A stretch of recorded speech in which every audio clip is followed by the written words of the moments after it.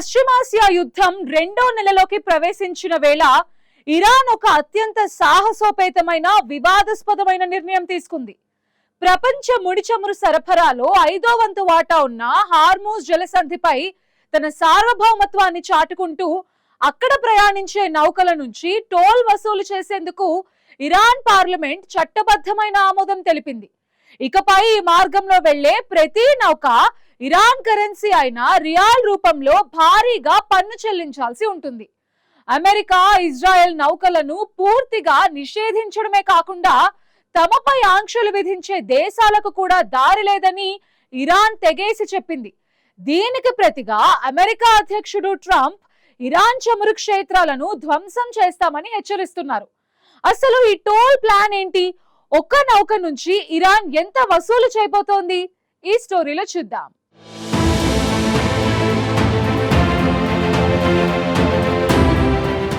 పశ్చిమాసియాలో యుద్ధ వాతావరణం మరింత ఉద్రిక్తంగా మారుతున్న వేళ ఇరాన్ తీసుకున్న తాజా నిర్ణయం ప్రపంచవ్యాప్తంగా ఆందోళనలకు దారితీస్తోంది.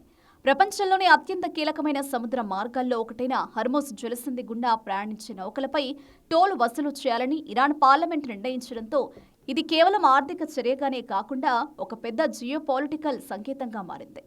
గల్ఫ్ ప్రాంతం నుంచి ప్రపంచ మార్కెట్లకు వెళ్లే చమురు సరఫరాలో దాదాపు 5వ వంతు ఈ జలసంధి గుండా జరుగుతుండటంతో ఈ మార్గంపై ఏ చిన్న మార్పు వచ్చినా అది ప్రపంచ ఆర్థిక వ్యవస్థపై ప్రత్యక్ష ప్రభావం చూపే అవకాశం ఉంది. ఇరాన్ పార్లమెంట్లోని భద్రతా కమిటీ ఇప్పటికీ ఈ టోల్ వసూలు ప్రణాళికకు గ్రీన్ సిగ్నల్ ఇచ్చింది. హర్మూజ్ నిర్వహణ ప్రణాళిక పేరిట రూపొందించిన ఈ విధానం ప్రకారం ఈ మార్గం గుండా ప్రయాణించే ప్రతి నౌక కూడా ఇకపై ఇరాన్ కరెన్సీ అయిన రియాల్లో టోల్ చెల్లించాల్సి ఉంటుంది. ఇది సాధారణ పన్ను విధానం కాదని ఇరాన్ తన సార్వభౌమాధికారాన్ని చాటుకునే ఒక రాజకీయ, సైనిక చర్యగా విశ్లేషకులు భావిస్తున్నారు. ఇప్పటి వరకు అంతర్జాతీయ జలాలుగా భావించబడిన ఈ మార్గంపై ఇరాన్ ఇలాంటి నిర్ణయం తీసుకోవడం ప్రపంచ దేశాలకు ఒక సవాల్గా మారింది.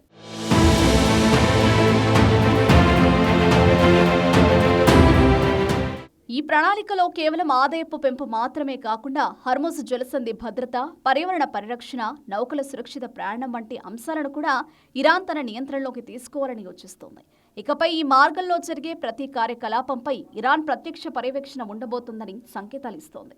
ఇది సముద్ర రవాణా స్వేచ్ఛపై ప్రభావం చూపే అవకాశం ఉందని అంతర్జాతీయ నిపుణులు హెచ్చరిస్తున్నారు.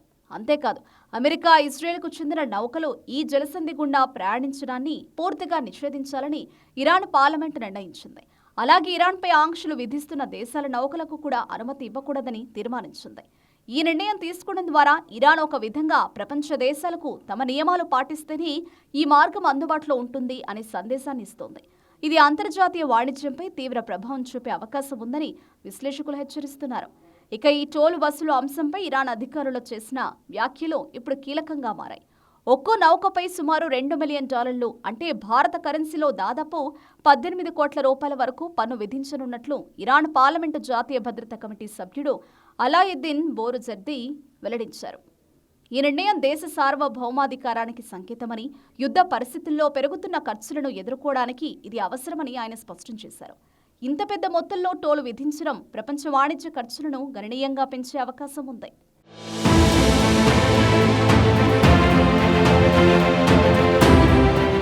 ఇప్పటికే పశ్చిమాసియాలో జరుగుతున్న యుద్ధం రెండో నెలలోకి ప్రవేశించింది. ఈ నేపథ్యంలో ఇరాన్ తీసుకున్న ఈ నిర్ణయం మరింత ప్రాధాన్యం సంతరించుకుంది. యుద్ధ ఖర్చులు పెరుగుతున్న వేళ కొత్త ఆదాయ వనరులు సృష్టించుకోవడం కోసం ఇరాన్ ఈ విధానాన్ని అమలు చేస్తుందని విశ్లేషకులు భావిస్తున్నారు. అదే సమయంలో వ్యూహాత్మకంగా కీలకమైన ఈ జలసంధిపై పూర్తి నియంత్రణ సాధించాలనే లక్ష్యంతో కూడా ఈ నిర్ణయం తీసుకున్నట్లు తెలుస్తోంది. అయితే ఈ నిర్ణయాన్ని అమెరికా సహా పలు దేశాలు తీవ్రంగా వ్యతిరేకిస్తున్నాయి. హర్మూజ్ జలసంధి అంతర్జాతీయ జలాల పరిధిలోకి వస్తుందని, అందువల్ల అక్కడ టోల్ వసూలు చేయడానికి ఇరాన్కు చట్టబద్ధ హక్కు లేదని అమెరికా స్పష్టం చేస్తోంది. ఈ అంశంపై అంతర్జాతీయ చట్టాల ప్రకారం కూడా వివాదాలు చెలరేగే అవకాశం ఉంది. సముద్ర న్యాయంపై ఉన్న ఒప్పందాలు, అంతర్జాతీయ నావిగేషన్ హక్కులు వంటి అంశాలు ఈ వివాదంలో కీలకంగా మారనున్నాయి. ఇదిలా ఉండగా ఈ జలసంధి నిర్వహణలో ఒమన్తో కలిసి న్యాయపరమైన విధానాలు రూపొందించేందుకు ఇరాన్ ప్రణాళికలు సిద్ధం చేస్తోంది. ఒమన్తో కలిసి పనిచేయడం ద్వారా ఈ నిర్ణయానికి అంతర్జాతీయ స్థాయిలో కొంత చట్టబద్ధత తీసుకురావాలని ప్రయత్నిస్తోంది. కానీ ఈ ప్రయత్నం ఎంతవరకు సఫలమవుతుందో అనేది అనిశ్చితంగా ఉంది.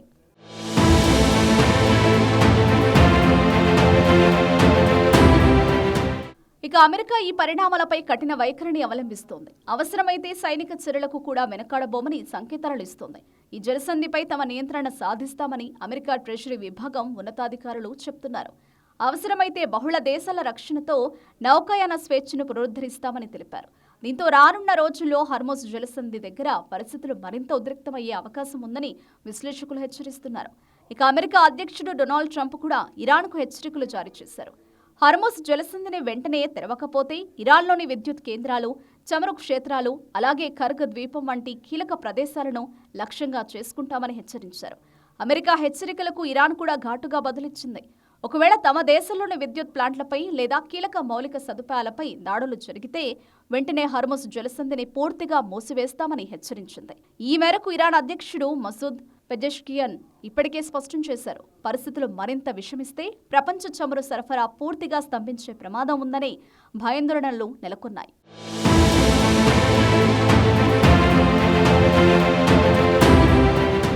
హర్మోజ్ జలసంధిపై ఇరాన్ తీసుకున్న ఈ నిర్ణయం పశ్చిమాసియా యుద్ధంలో ఒక గేమ్ చేంజర్గా మారింది.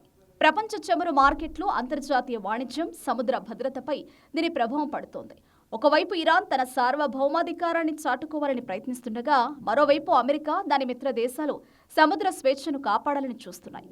మొత్తానికి హర్మోజ్ జలసంధి ఇప్పుడు అమెరికా, ఇరాన్ మధ్య ఒక అగ్నిగుండంలా మారింది.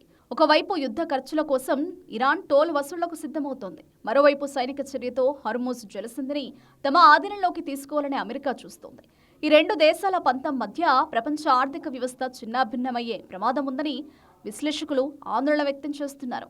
మరి ట్రంప్ హెచ్చరికలకు ఇరాన్ తలొగ్గుతుందా, లేక ఈ టోల్ చట్టంతో ఇరాన్ ప్రపంచాన్ని శాసిస్తుందా అనేది వేచి చూడాలి.